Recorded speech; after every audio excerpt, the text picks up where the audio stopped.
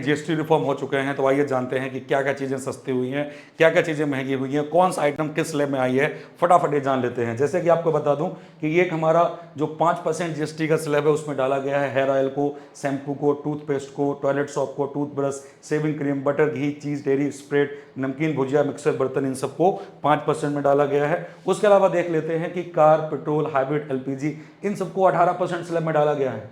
कारें, diesel, hybrid car, 3 wheeler, motorcycle, good services इस्तेमाल होने वाले वाहन, air conditioner, LED LCD TV, monitor, projector, dish washer, ये सब किस में आ गए हैं? 18% में आ गए हैं। और इसके अलावा देखते हैं बेटा कि किसको 0% में रखा गया है, तो मैप, चार्ट और globe, pencil sharpener, crayon, pistol, अभ्यास बुक्स, नोटबुक, रबर, व्यक्तिगत हेल्थ और लाइफ इंश्योरेंस, इन सबको 0% की स्लैब में डाला गया है, क्योंकि मुख्य रूप से इन्होंने दो स्लैब ली हैं, 5% और 18%। उसके अलावा देखा जाए बेटा कि और जैसे कि जो हमारे खेती से जुड़े हुए सामान हैं उनको भी इन्होंने 5% में डाल दिया है। ट्रैक्टर के tyre parts, tractor, biopesticide, drip irrigation, agriculture, horticulture, harvesting, threshing की मशीनें, इन सब पर जीएसटी 5% हो गया है। उसके अलावा देखा जाए बेटा कि एक नई स्लैब यहाँ पर आई है जिसको बोला गया है सिन गुड्स।